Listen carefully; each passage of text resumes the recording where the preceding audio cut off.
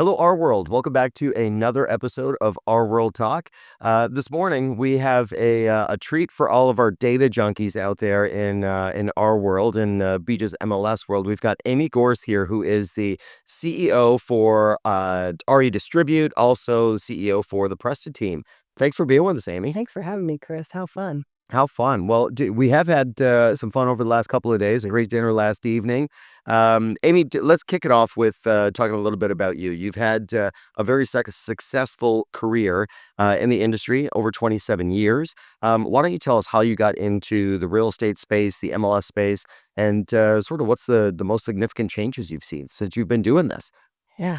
Probably more changes in the last few years. They're in the first 20 or so, but I started my career in 1997 as the CEO of Intermountain MLS. So an MLS executive, was not new to organized real estate. I grew up in organized real estate. My mom was a real estate broker, so I understood what the MLS was when I got there. Okay. But at that time, our biggest challenge was to put the MLS on the internet, believe it or not. So how times have changed. Your mom started with the books, right? My mom started with the books. We actually still printed the books when I got to Intermountain MLS. One of the initiatives while I was there, we got rid of the books in 1999. They became $100 an issue, so there was a financial incentive for folks to not want the books anymore. Left Intermountain MLS in the mid 2000s to co-found a company called Clarity that was at the time a very successful consulting firm, but wanted to start a software associated data security and single sign-on company, and I call it a 13-year startup. Had a lot of fun with my business partners building that startup, which we eventually sold to CoreLogic. Right. For you guys listening, Clarity is what's running that dashboard that you're using. Right. I should also correct that to Cotality. My colleagues at CoreLogic will appreciate if I use their current name. They've just recently rebranded to Cotality. And so I really feel at the time CoreLogic was a publicly traded company. I feel strongly that everyone in business should work for a publicly traded company for a few years. It will give you a lot of insight into the business world. Kind of thickens up your skin too. It sure does. It sure does. They actually sold to Stone Point Capital in 2021. So I took my exit from that company at that time and started PRESTA Team Consulting, where I've had the pleasure of consulting with technology companies, MLSs, some realtor associations, but our business and our passion really is around the value of the MLS and the services that get delivered to the MLS. And grateful to the investors like Beach's MLS that invested in REdistribute and gave me the opportunity to do another startup while still keeping my consulting firm. Okay. Well, guys, for the brokers that are out there, it is in your best interest to make sure that REdistribute does very, very well. Because we're trying to keep that data and monetize it and keep it in the hands of our brokers, because you guys are the ones that are doing the work.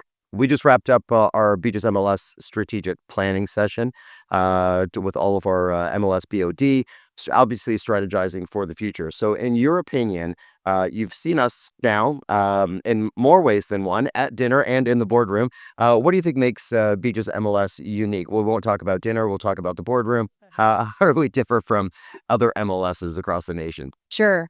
Well, I will say I'll point to one observation that I made before I ever set foot in these doors today, which is you all did an incredible job of trying to surface feedback from your brokers and teams and members in advance. So I had the privilege of participating with you on Zooms with many of your subscribers before we ever got here. And the overwhelming feedback sort of from the ranks, not inside your room, but from the ranks, was the quality of service that comes from Beaches. And I think that's impressive, especially in today's challenging market. I think the contention between brokers and MLSs is decades old. And so when you see brokers who appreciate the quality of the service, maybe they don't agree with every policy, but they appreciate the quality of the services come out to from Beaches, you all deserve to give yourselves a pat on the back for that. Thank you for that. And that was a very cool session. And thank you to every one of our brokers, our team leaders, any agents that we spoke to throughout that entire process. It really was a major help for us while we're going through this strategic planning session that we just did over the last course of the last couple of days, and which will continue on, because now we're just taking the feedback that we've learned from those pre-sessions, the feedback that we did get, and the nuggets and points that Amy helped us put together to really craft a strategic plan that is going to be in your best interest, in the broker's best interest, in every subscriber's best interest, to make sure that we are providing you with the product, tools, and services that you need in order to be successful, and also make sure that we're being good stewards of your data. We know how hard it is for you to collect all that information, get it into our systems, obviously to make the real estate world work. But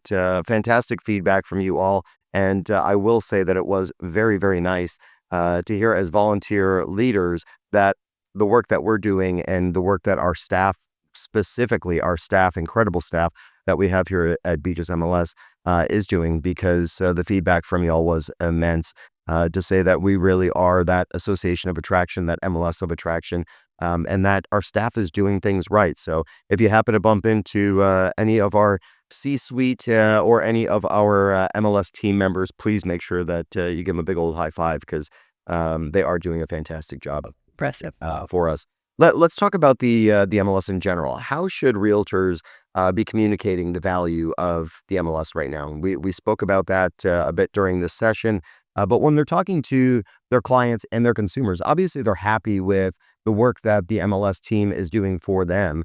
Right now, things are changing big time in the MLS world. So, in talking to the client and the consumer, sort of where are we missing the mark in our messaging, and where do you think that we may be getting it right? Yeah, no, I think that's a great question. And I think it's interesting because, I mean, historically, the MLS has been this sort of black box that was a professional grade tool, and the consumers didn't have to be terribly concerned about how things worked, right? The agents, worked on their behalf. But certainly, what we've seen sort of evolve lately, questions about the value of the MLS, certainly some changes to the value of the MLS, Right. through changes to compensation and things like that, have brought this topic again to the surface. And I do think today, now it's time for kind of helping the consumer to really understand what the alternatives are. I don't even know that most agents understand that we in the United States and in Canada as well are the envy of the world because we have a multiple listing service, right? We have a single place where the majority of inventory is available for consumers. That does not exist anywhere else in organized real estate across the world. And We really believe it take or it for not, granted. yeah, we take it for granted. And believe it or not, we're still sort of, sending factions over to Europe and other countries to teach them how to do it. So as we're teaching others how to do it properly, we're also still struggling inside our own house to make sure that we can repair and retain kind of this incredible infrastructure. So I Right. do think it's time for agents to spend more time probably helping consumers to understand what the MLS is, what it does, what value it brings to them as consumers in terms of mass exposure to their listings, in terms of the quality of the data that it delivers. If you happen to be on the buy side, I'm in the middle of a sell side and a buy side transaction right now, and I cannot imagine not doing it without the valuable advice I'm getting from my agent, even though I work in this business, and the value that I've received from the multiple listing service. So I do think that just in general, spending 5 to 10 minutes helping consumers understand what the MLS is and what it does and how it works in other countries where an MLS isn't available Right. may be a valuable use of their time. Yeah, we've got 3 people in the studio right now, and if I tried to sell one of you, I'm one of the people, and I don't need a new mug, but I've got one sitting here on the desk. If I had to sell this to the 2 of you, chances are I'm not gonna get that much for the mug. But if I had a system that I'd be able to put this out to the entire world, there's a pretty good chance that I'm gonna sell that mug for a bit more money, and it's gonna happen really soon. Yeah. The MLS really, I mean, that's the cornerstone of our business, and like you said, all around the world, people are envying the system that we have. And you talk to somebody who we go on trade missions, we go and talk to people around the world about the way that we do things in the United States, and they always just say, "I wish it was like that here. Yeah. I wish it was like, go to Portugal. You've got to have 17 different agents working for you to Yes. find out who's got the listing in their pocket." And for anybody who's complaining about your MLS fee, can you imagine if you had to pay $100 every time the dang book was printed? You get a new copy of it to find out what's for sale right now. Right. That would be incredible. Talk about going backwards. But we at the association obviously like to call the MLS the backbone of real estate. So how do we, as an association, keep the MLS in the forefront? Yeah, I think a really good question. I think that we have to kind of, I've heard the word kind of double down on the cooperation part of of the value of that network. And so, while compensation's been decided and we're putting that and moving past it, and agents have done an incredible job of doing that, I think we need to double down on the benefit of cooperation, right? And so even today inside your strategic planning session, I saw lots of ideas about how we gather even more data sets into the MLS, how we gather more information and we convert that information into insights for both our brokers, and that our brokers can share with their agents and consumers. And so I think what I've seen is kind of a leveling up by many MLSs, including Beach's MLSs, in the quality of the tools and services that they're delivering that go well beyond kind of that basic listing service that we used to think of. Yeah, I think it would be quite incredible if we could get as much data into the MLS as possible, not just what our realtor members have sold, or even our non-realtor subscribers. If we could get everything into the MLS, whether it be a for sale by owner or public records data, somehow pulling that into our system, it would really help us when we're trying to run CMAs and comp properties and come up with how is the market doing? How long did this take to sell? How long did a for sale by owner take to sell that was not using the benefit of the MLS system, or using a realtor in order to sell their property? So I think that data is the name of the game. That is Absolutely. certainly for sure. Over the last decade, we've often heard buzzwords like disruptors. That word can mean good things. Other times it can give you a little bit of anxiety when you hear about disruptors. Is there anything in the industry that you think needs to be disrupted right now? Yeah, I think that's a really good question. I mean, I think we're always going to see some level of disruption as it relates to technology. I mean, when I arrived at Intermountain MLS in 1997, there were two or three kind of primary MLS system vendors that were kind of the legacy or traditional vendors. And during the 2000s, or the early 2000s, when there was a lot of fun money floating around, about 30 or 40 more emerged. Right. And what they really did was sort of force some accountability into the legacy vendors, but also brought along some improved technology and things like that. So I think there's a place for disruption always as it relates to technology. But disruption doesn't necessarily mean we turn this table over and we all just walk away with a broken leg Right. kind of a thing, right? Disruption can mean we have outside influences that force us to be better in our business too. And so I really think as it relates to technology, we need to embrace that disruption Right. in order to make sure that we're serving our clients best at all times, and that the MLSs are serving their members' best interests at all times. Right. We heard artificial intelligence come up so much over the last few days in our strat planning here. And so that's a perfect example of disruption, right? Something that agents used to do as a value add, they can now use a tool that allows them to do it faster so that they can focus on other things. Yeah, maybe with artificial intelligence, we can get away from words like cozy when we're talking about come up with things that just I mean, hopefully it's more than a fancy thesaurus, but yes, I agree. yeah. There's certainly some tools out there that really have shaken things up. We're hearing about artificial intelligence assisting people in a home purchase in Portugal, and everybody goes, "Oh my God, the realtor's going away." No, we're not going away. There were realtors that were involved in those transactions. It was AI assisted. AI assisted. We could use a little bit of assistance every once in a while. That's right. Um, so speaking of disruptors, staying on that thread, Zillow just announced its stance on NAR's delayed marketing exempt listings. If you guys have not heard about this yet, um, hopefully it's because you have been spending a lot of time signing new listing agreements. But there is new NAR policy. Seller options, delayed marketing, exempt listings. Glenn Kelman also came out. He's the CEO of Redfin. Lots of stuff going on in the Redfin world as well. Kelman just came out and he followed suit with Zillow, asking even that MLSs create a coming soon status, Right. which Beaches has had already for a number of years. What are your thoughts on that level of disruption that's happening in the market right now, specifically how it pertains to the MLS? Sure. Well, I think, again, not to drag us clear back into history, but MLSs have always had sort of the concept of clear cooperation, even before we formalized it at NAR and made a rule and put 24 hours on it, right? And so there was always this concept of clear cooperation. I think, back in the 90s, it was maybe closer to 7 to 10 days or something like that that they had to get the listing into the MLS. But again, I think the idea of cooperation is what's created the value of this network and created the level of consumer benefit and consumer transparency that we see in the marketplace today. So I'm certainly Team Zillow and Team Redfin when it comes to these particular decisions, because I do think that these decisions are coming from a place of wanting to protect the consumer and ensure that we as an industry are delivering as much transparency to this business as possible. We don't always, as an industry, have the best reputation when it comes to transparency. And so it feels like a step backwards if we're going to start hiding listings or putting listings only available to a select group of folks, right? It just gives you a little bit of the ick. And so I'm only speaking for myself. I'm not speaking on behalf of REdistribute or our shareholders, Sure. but certainly from my own perspective, I think leaning into ensuring that the clear cooperation policy retains the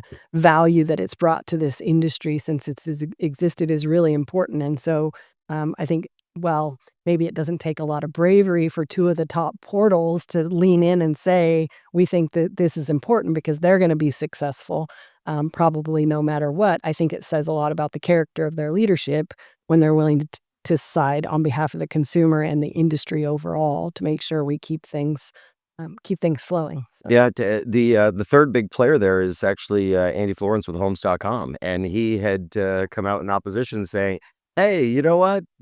All your listings are going to show up on my site." I just think that right now, when you're talking about disruption, there is a heck of a lot of disruption going out there. Certainly is. Going on out there in our world. But certainly, I think that everybody can come to the same conclusion that our MLS system, the way that we do things in this country and in Canada, like you said, is really, really the best way to do things. So even if you want to try that market, if you're a seller, you're going to go down that road of the delayed marketing exempt listing. We here at Beaches MLS have options for you to make sure that that data is going to be in our system, get you maximum exposure to as many realtor members as we possibly can.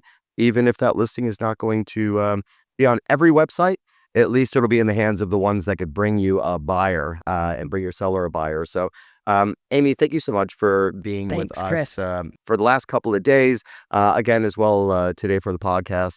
I know that you've got a flight to catch. So, one last question I have for you. We typically on the show will ask somebody about a hidden Florida gem. Unfortunately, we didn't get to take you to one of our hidden Florida gems on this trip, but for our people like you that are from out of town, why don't you tell our viewers and listeners, what is your favorite podcast? What are you listening to on the way into the office in the morning? Okay, I'll give you a couple. I'll give you my guilty pleasure because Okay. I'm a true crime junkie. So give me all the datelines, all the things like that. But I just uncovered a true, not really necessarily true crime, but sort of correlated to that, a podcast called Blink about this gentleman who became frozen inside his own brain, and so he could hear everyone, he could see everything, but he couldn't speak, and he couldn't That's the let stuff them know that. nightmares are made of. Yes. Fascinating story about the family drama that unraveled as a result of this and his ultimate recovery from it. Wow. So I've just finished that on my way out here. Was fascinating. Certainly my friends over at the Industry Relations podcast, Rob and Greg, I tell them all the time, I'm constantly yelling at you from the car, like when I think they're right or when I think they're wrong. So I'd be remiss if I didn't shout out my friends Rob and Greg at Industry Relations. I've also just recently become a fan of Professor Galloway's podcast, Prof G Markets. I think, all of the things, all of the level of activity happening in the marketplace right now, when you're trying to keep track of where things are going, he provides some real insight. So I'm a big fan of Prof G Markets as well. Okay, those are some good ones. None of those are on my radar, so I'm now going to start listening to those. I used to listen to music, like crank music in my headphones when I was at the gym, and then I started going, you know what? I'm just going to feed my brain while I'm feeding my body at the same time, and started tuning into some different podcasts. But that Blink one is I Blink don't know. one's I don't know if I'm fascinating. really ready for that at 5:30 in the morning, but yeah, maybe that'll be a drive home from work podcast. But Amy, thank you so much for being with us, and we will see you guys right back here next time, next Friday, 8 a.m. RWorld Talk.